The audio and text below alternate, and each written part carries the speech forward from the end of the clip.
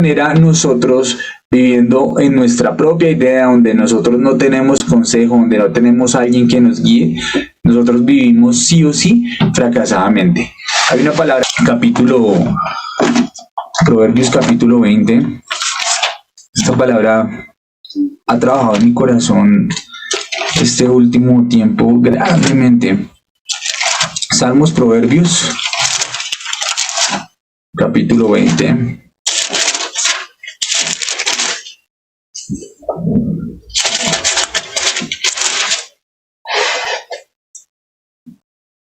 Versículo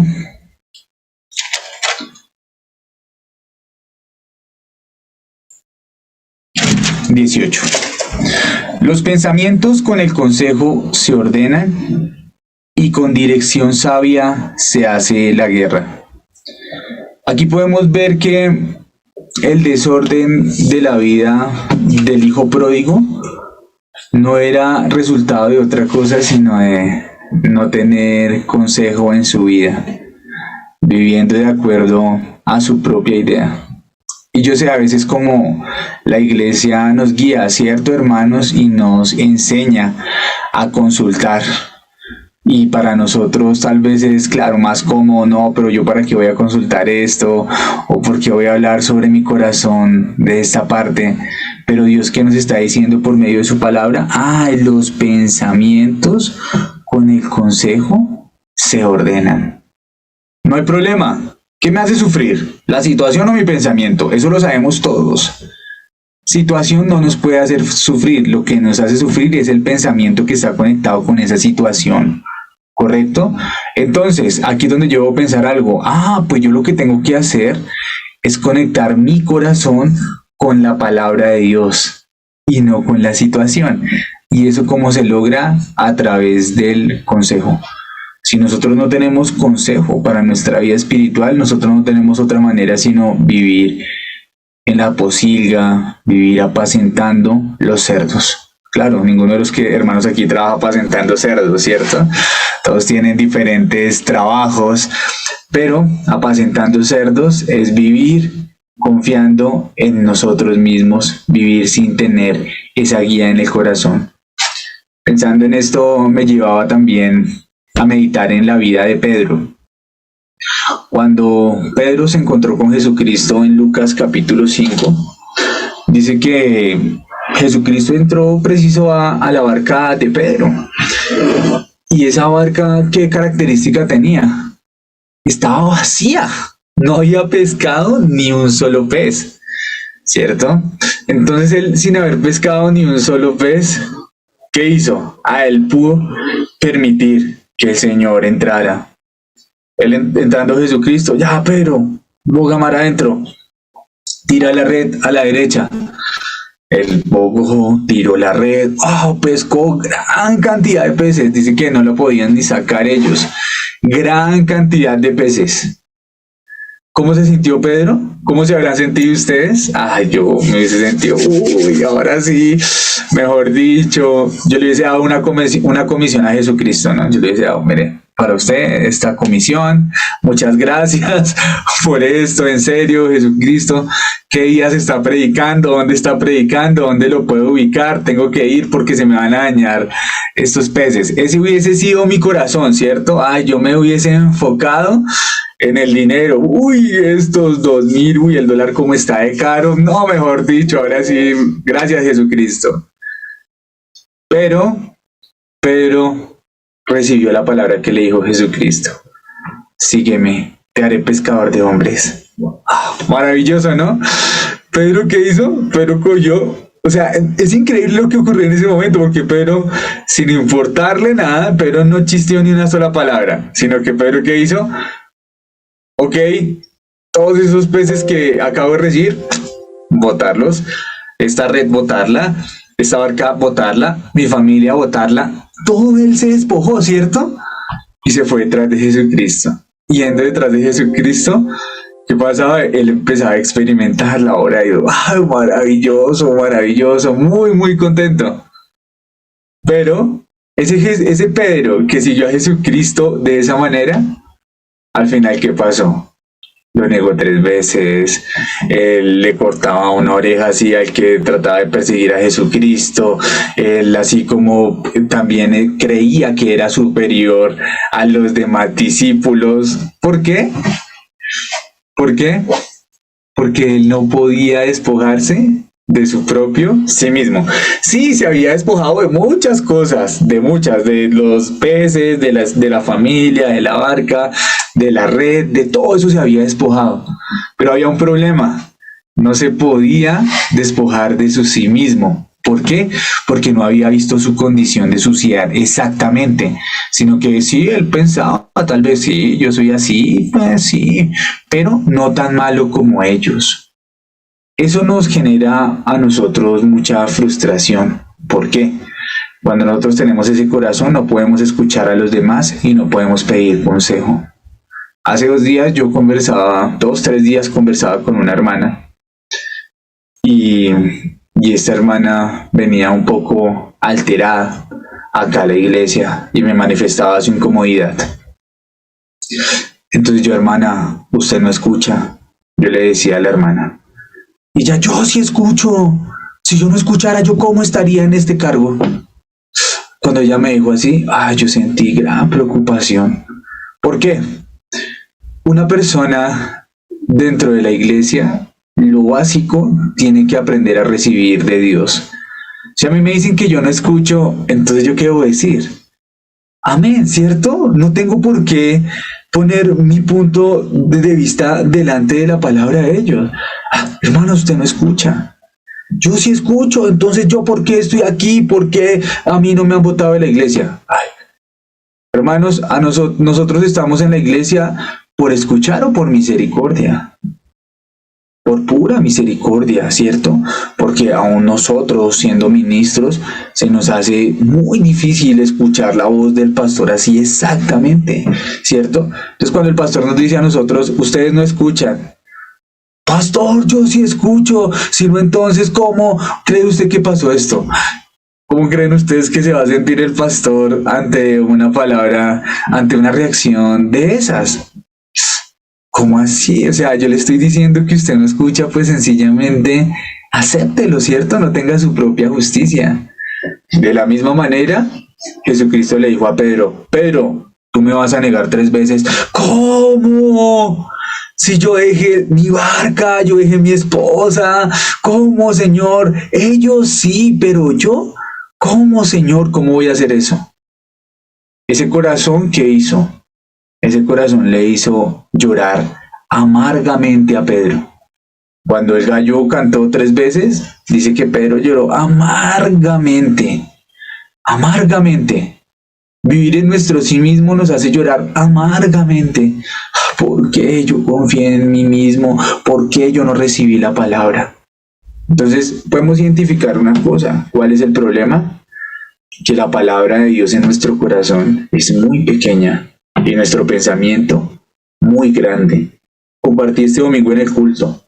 Lo contrario de amor es indiferencia. Pero nosotros, ¿qué hacemos con nuestro pensamiento? Le damos gran posición en nuestro corazón y ¿eso qué hace? Eso nos hace vivir una vida llena de sufrimiento. Ahí es donde nosotros debemos pensar, no importa mi condición, no importa que yo me comporte, no importa que yo hable de esta manera, eso no importa para Dios. Para Dios, ¿qué es lo único importante? Hacer que se tenga el consejo. Yo ya leí el consejo por medio de la iglesia, entonces acérquese, ¿no? Eso es una gran bendición. ¿Por qué? La vida de fe no tiene nada que ver con mi buena condición, sino la vida de fe es confiar 100% en Jesucristo. Amén, hermanos. No un 90%, es confiar 100% en Jesucristo. Yo no puedo estar con Dios confiando un 90% en Él y confiando un 10%. Es más, confiando un 99% en Jesús y 1% en mí. ¿Por qué? Ese 1% me hace apartar de Jesús, me hace guardar, me hace atesorar en el corazón cosas que la verdad para Dios son abominables. ¿Dios qué quiere recibir de nosotros? En Job capítulo 35, versículos 5 y 6, vamos a mirar un segundo. Job capítulo 35.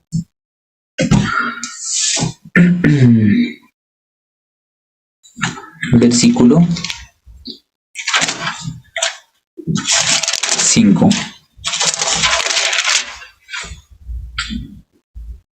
Mira a los cielos y ve y consideras que las nubes son más altas que tú. Si pecares, ¿qué habrás logrado contra él? Y si tus rebeliones se multiplicaren, ¿qué le harás tú? Si fueres justo, ¿qué le darás a él? ¿O qué recibirá de tu mano? Al hombre como tú dañará tu impiedad, y al hijo de hombre aprovechará tu justicia. Quiero que se quede en nuestro corazón. ¿Qué le darás a él? ¿Qué le harás tú? ¿Qué le podemos dar a Dios? Nada. ¿Qué le podemos hacer a Dios si nosotros nos comportamos muy mal? Nada. O sea, Dios no está esperando absolutamente nada de nosotros. Dios quiere que nosotros únicamente entendamos, conectarme con la palabra de Dios es la bendición. ¿Por qué? En la palabra de Dios está mi felicidad, está mi sanidad, está absolutamente todo.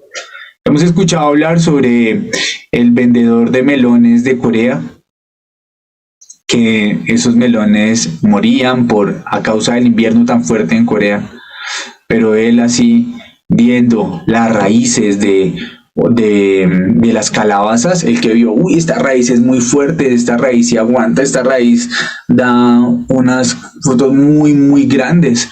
Entonces, la única manera es conectar la semilla del melón con la raíz de la calabaza. De esa manera van a poder dar los melones más grandes, los melones más ricos y van a permanecer. ¿Qué se dio cuenta este hombre? Este hombre se dio cuenta, la raíz del melón muere. ¿Qué debemos darnos cuenta nosotros, hermanos? Mi pensamiento, mi fuerza se va a acabar, pero la fuerza que viene de la palabra, nunca. Dice, cielo y tierra pasarán. Eso no, cielo y tierra pasarán, pero mi palabra no pasará. Amén. La palabra de Jesucristo no va a pasar. La palabra de Jesucristo siempre es fiel. Si nosotros miramos en el libro de Segunda de Reyes, aparece la historia de Naamán, ¿cierto? Entonces Eliseo, cuando Naamán fue, él envió a su criado, ¿cierto? Y le dijo, vaya y dígale que se bañe 7 veces en el Jordán. Entonces él, dándole esa palabra, Naamán sufrió. ¿Por qué fue el sufrimiento de Naamán? Vamos a mirar un poquito, Segunda de Reyes.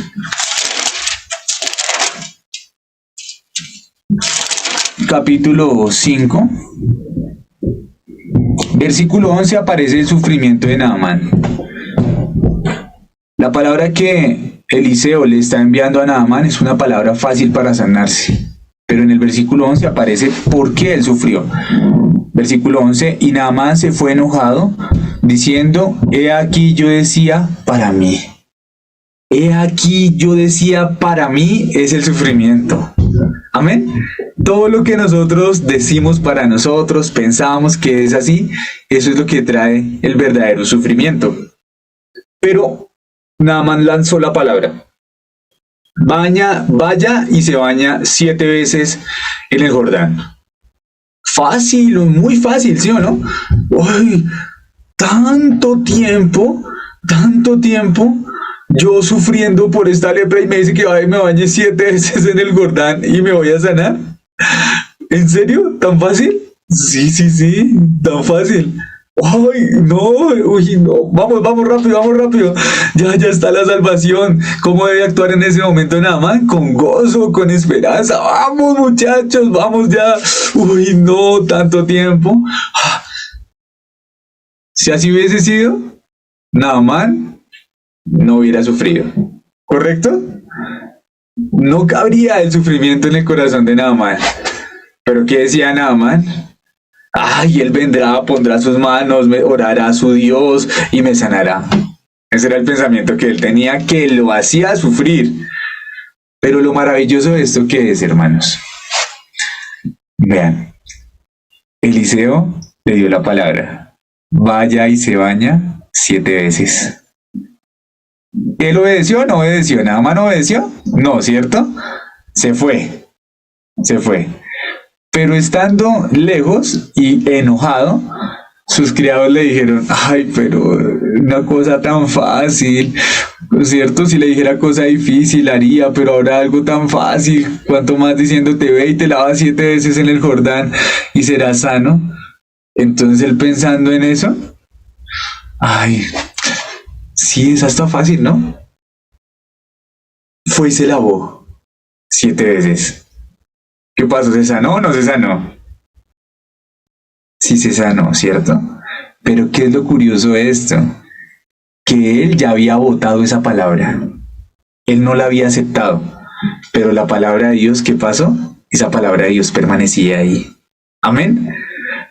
O sea, la palabra que lanzó el siervo estaba ahí, viva. Aunque él la votó en un principio, pero él luego que regresó, ¿esa palabra tenía o no tenía el mismo poder? Tenía exactamente el mismo poder para sanarlo. O sea, no dependió del corazón que él tuvo, sino dependió, la palabra nunca cambió. O sea, Dios a nosotros nos ha dado muchas promesas. ¿Para qué? Para que nosotros seamos sustentados por la palabra. En el libro de Hebreos, capítulo 1,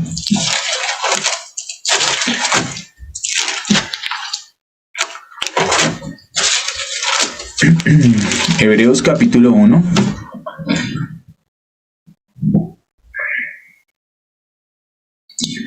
versículo 3. El cual siendo el resplandor de su gloria y la imagen misma de su sustancia, y quien sustenta todas las cosas con la palabra de su poder. Hermanos, esta es una persona verdaderamente feliz. La persona que es sustentada por la palabra. Amén. La palabra me sostiene, la palabra me guía, la palabra me sana, la palabra es mi centro. La tierra se mueve alrededor del sol, ¿cierto? No, el sol se mueve alrededor de la tierra se mueve alrededor del sol. El sol siempre está ahí, el sol siempre permanece, Dios siempre está, nosotros somos los que vamos para un lado y para otro, ¿sí o no? Pero el sol siempre está a sombra de nuestro Dios, amén. Nosotros estamos siendo sustentados por la palabra de Dios, amén, hermanos. Dice la palabra de Dios en el Salmo 123, ciertamente el bien y la misericordia me seguirán todos los días de mi vida. No está diciendo que yo debo alcanzar el bien, no está diciendo que yo debo alcanzar la misericordia, sino que cuando yo recibí la salvación, en ese momento el bien y la misericordia me están siguiendo. O sea, todas las situaciones que nosotros vivimos como justos son el bien y la misericordia. Amén. Aún parezcan muy difíciles, pero la Biblia, ¿qué me está diciendo? Aunque ande en valle de sombra de muerte, no temeré mal alguno. David estaba pasando una situación muy difícil, pero en su corazón, ¿qué se quedaba?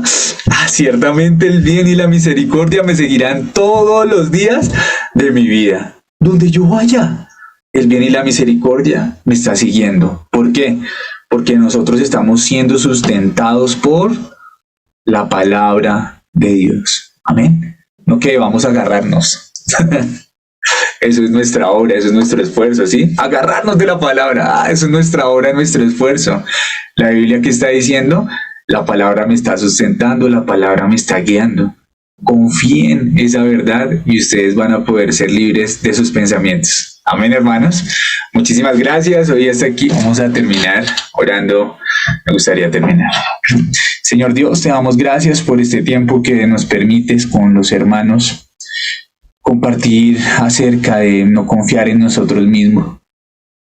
Señor, en verdad que esta es una palabra que nosotros escuchamos constantemente, Padre, pero se hace difícil, Señor, cuando tratamos de hacer algo para usted, cuando ponemos nuestra obra, cuando queremos estar bien, Señor, por una buena condición. Ahí ya se hace un tropiezo para nuestra vida de fe.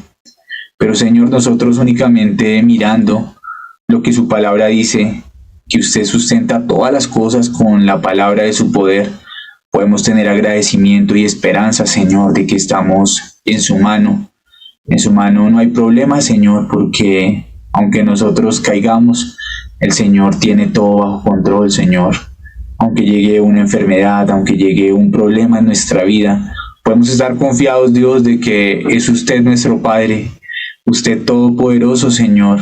Dios, en medio de Génesis capítulo 1, nos muestra que todo iba siendo ordenado únicamente por la palabra de Dios. Pero lo maravilloso de Génesis capítulo 1 es que no aparecía el sí mismo del ser humano.